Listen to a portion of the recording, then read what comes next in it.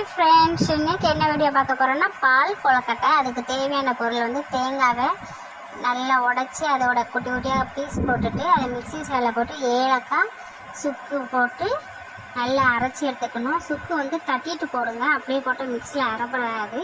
அதனால் நான் கவருக்குள்ளே போட்டு தட்டி எடுத்து போட்டுக்கிட்டேன். ஏலக்காவும் சுக்கும் அது தேங்காய் கூட போட்டு அரைச்சி எடுத்துட்டு நம்ம வடிகட்டையில் அதில் போயிடும். நம்மளுக்கு பால் மட்டும் நல்லா வாசனையாக சுக்கோட வாசனையும் ஏலக்காய் ஒரு வாசனையும் நல்லா கிடைக்கும். இப்போ அரைச்சி எடுத்துக்கிட்டாச்சு பாருங்கள். இப்போ இந்த காட்டன் துணியில் வச்சு தான் நான் நல்லா வாஷ் பண்ணி எடுத்துக்கிட்டேன். இப்போ நல்லா இதில் போட்டு தான் நல்லா பால் எடுக்க போகிறேன்.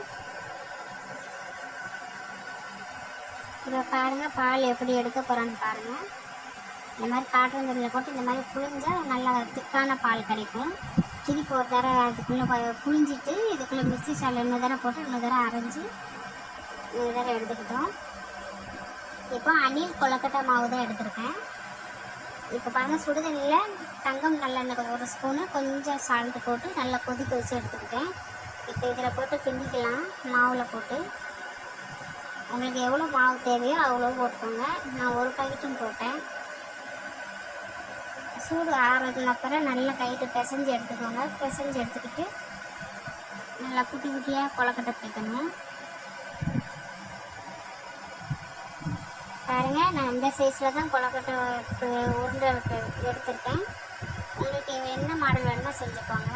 அப்புறம் பால் அடுப்பில் நல்லா கொதிக்க வச்சுக்கிட்டு இது கூட ஒரு பாக்கெட் பாலும் ஊற்றிருக்கேன். அப்புறம் கொழுக்கட்டை தயாராகி விட்டு இந்த வீடியோ உங்களுக்கு பிடிச்ச லைக் பண்ணி ஷேர் பண்ணி